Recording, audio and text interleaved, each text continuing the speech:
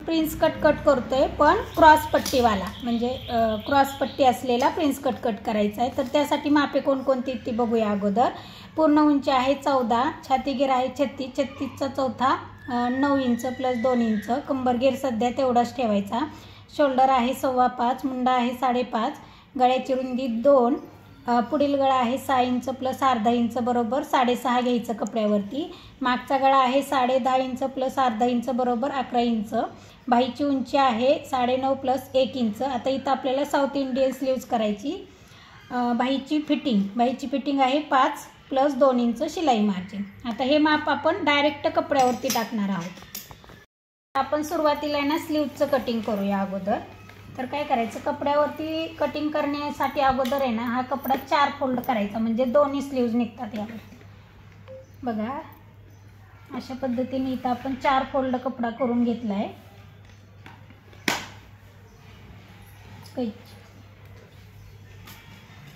इथं खाली एकसारखं कपडा करून घ्यायचा पहिल्यांदा. बाहीची पूर्ण उंची आहे 9.5 प्लस 1 इंच घ्या. म्हणजे तुम्हाला जर प्रॅक्टिस असेल तर पाऊण इंच घेतली तरी चालेल, परंतु आहे ना नवीन शिकत असाल तर म्हणजे शिलाईमध्ये थोडंसं जास्त जातं म्हणून 1 इंच घ्या. तर बघा आता इथे 10.5 इंचावरती मार्किंग केली. 10.5 इंचावरती अशी आडवी लाईन आखून घ्यायची. आता बघा इथे आपल्याला 9ची घडी पाहिजे, छाती घडीची, पण ही 9ची घडी नाही, इथं 8ची घडी आहे. तर 1 इंचचं आपल्याला ते नंतर जॉईंट लावायचा आहे. तो शिवताना लावला तरी चालेल. मग आता काय करायचं, 3 इंचांनी खाली यायचं. 3 इंचांनी खाली आल्यानंतर इथं आडवी लाईन आखायची. आता बघा आपण जर प्रॉपर म्हणजे छाती घडी घेतली असती, म्हणजे बाहीची घडी 9 घेतलेली असती तर 2ने आत येतो बरोबर. तर मग आता 1नीच यायचं, कळलं. आणि उरलेल्याचा मध्य करायचा. हे असं डायरेक्ट कपड्यावरती कटिंग करताना करायचं. 3चे 3 भाग, 1 2.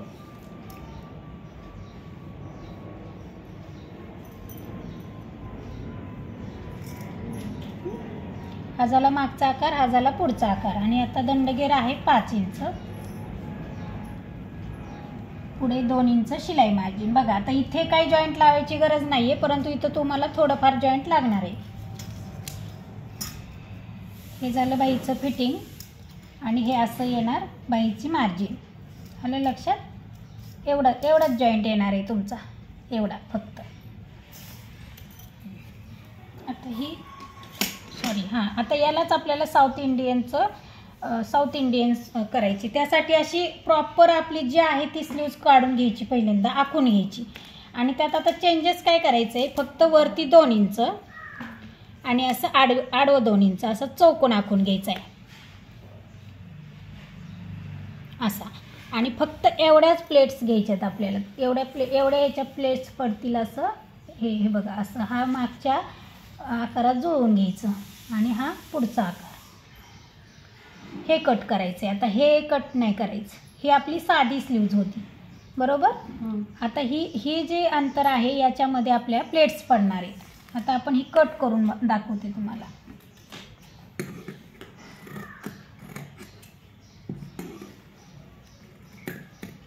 बघा साधी स्लीव्ज आपण आखली आणि फक्त वरती 2-2 इंच आपण वाढवलं.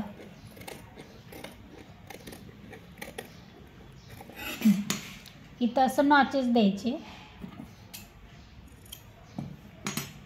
आणि बाहीट ओपन करून, म्हणजे तेवढ्या प्लेट्स पडणार आहेत आपल्या. हे बघा हा मध्य आहे, हे बघा हा मध्य आहे इथं. तर आता आपल्या बरोबर इकडे 3-4 प्लेट्स येणार. हे बघा अशा. तुम्ही जसं प्लेट्स घ्याल त्यावर अवलंबून आहे. मोठ्या घेतल्या तर 3 पण पडतील. आता मी 4 पाडलेत. आणि बघा आता इकडे 4, म्हणजे अशा छोट्या 8 प्लेट्स पडणार आहेत आपल्या. हे बघा असं. ही झाली साऊथ इंडियन स्लीव्ज. आणि परत असं एकेरी करून हे पुढचं मुंडा कट करायचा. झालं. इथं आपली साऊथ इंडियन स्लीव्ज तयार झाली. सोपी आहे अगदी, नाही का. काहीच चेंजेस नाही आहे, फक्त एवढा चेंजेस आहे वरचा. 3 प्लेट चांगली. मागच्या भागाचं कटिंग करूया. पाठीमागच्या भागाची उंची आहे 14 प्लस 1 इंच, असं 15 इंचावरती मार्किंग करायचं.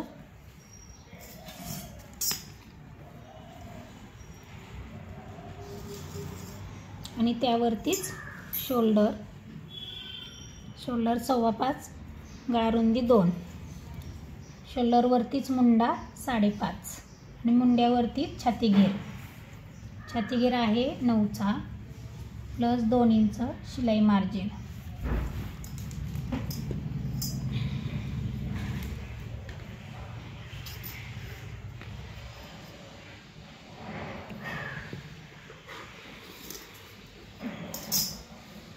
तर 1.5 इंच मार्किंग करायचं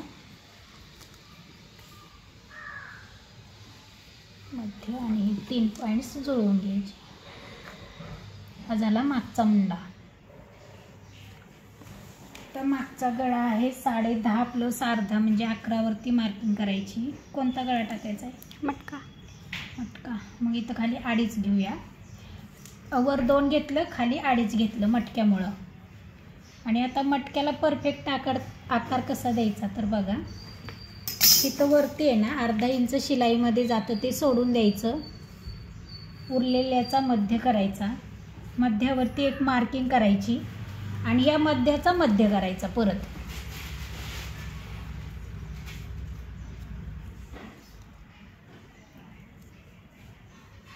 बघा आता खालच्या बाजूला अर्धा इंच बाहेर जायचं आहे आणि इथं वरच्या आतल्या बाजूला यायचं आहे.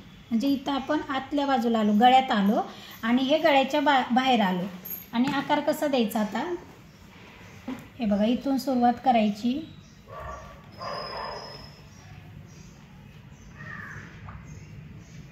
इथून नेऊन इथं जुळवून टाकायचा. बघा किती प्रॉपर असा मटक्याचा गळा आला, आकार आला. आपण हे नंतर शेवटी आहे ना कट करून पण बघूया. आता हे मागचा भाग जसा आहे तसा कट करून घेऊया.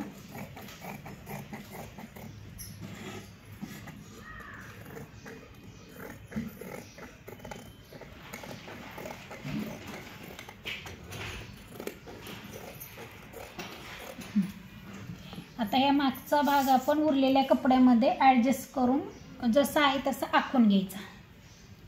हे बघा असं.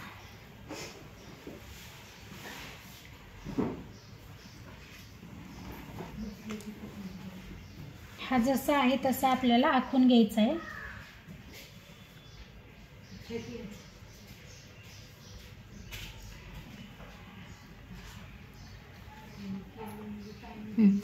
आणि यामध्ये पुढे 1 इंच अजून वाढवून घ्यायचं. हा भाग काढून घ्यायचा. आता बघा पुढील गळा टाकायचा आहे आणि पुढील मुंडा टाकायचा आहे. तर पुढील गळा बघा 2 इंच पुढे आहे, 6 प्लस अर्धा तर 6.5 इंचावरती मार्किंग करायची. पुढं पण खाली रुंद पाहिजे ना. 2.5 घेतलं, वरती 2 घेतलं आणि इथं पंचकोनी गळा टाकायचा आहे पुढे. तुम्ही इथं कोणताही गळा टाकू शकता, पान गळा, पंचकोनी गळा, चौकोन.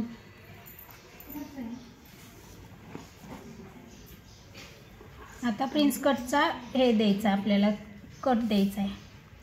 तर 9च्या घडीला 4.25 इंच, रुंदीला 4.25 इंच, उंचीला 5.5 इंच. आणि हा टक्स मागच्या व्हिडिओत दाखवल्याप्रमाणे इथं मुंड्यात न्यायचा. तर इथं मुंड्याचा आकार द्यायचा राहिला. पुढील मुंड्याचा आकार देण्यासाठी जेवढा मुंडा होता तेवढा आखून घ्यायचा आणि मागच्या मुंड्यामध्ये आणि पुढच्या मुंड्यामध्ये अर्धा इंच अंतर असलं पाहिजे असं मार्किंग करून अर्ध्या इंचाचं हा पुढील मुंडा आखून घ्यायचा. त्याच्यावरती अशी काट मारायची. म्हणजे हे सगळी प्रोसेस तीच आहे. बघा आता इकडे 1.5 इंच घेतलं, इथं 1/2 इंच घेतलं. म्हणजे सेम पहिल्या प्रिन्सेस सारखंच खाली. हां, फक्त क्रॉस पट्टी घ्यायची आपल्याला याच्यामध्ये. आता इकडे पण 1.5 इंच वाढवायचं, इथं अर्धा इंच वाढवायचं आणि क्रॉस जोडून घ्यायचं. म्हणजे ही प्रोसेस असे म्हणजे विदाऊट क्रॉस पट्टीच्या प्रिन्स कट सारखीच आहे. फक्त आता इथे क्रॉस पट्टीचा आकार द्यायचा आपल्याला. पण याची क्रॉस पट्टी 3.5 अडीचची नाही द्यायची.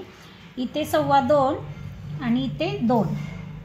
आता ते सगळ्यांना असतं. हो, सगळ्यांना हीच क्रॉस पट्टी ठेवायची. 2 2.25 सेम. हां, हे बघा ही एवढी छोटीशी क्रॉस पट्टी असते याची. 2 2.25. बटन पट्टीकडे 2.25, इकडे कमरेकडे 2.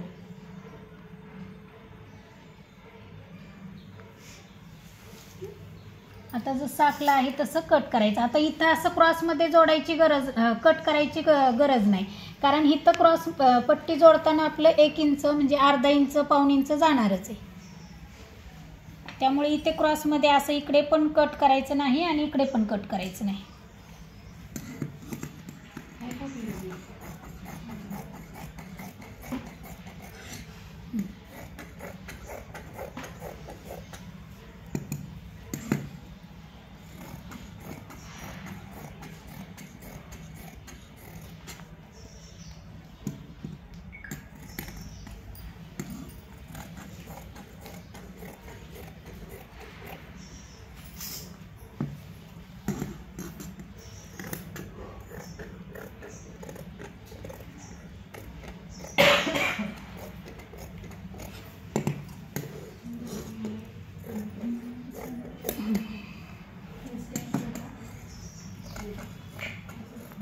हा पंचकोनी गळा पण छान दिसतो पुढील भागाला, पुढील गळ्याला.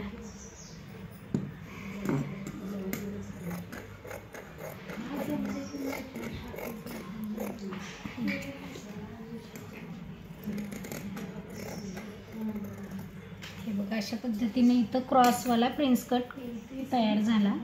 आता आपण मागचा गळा कसा दिसतोय बघूया. म्हटलं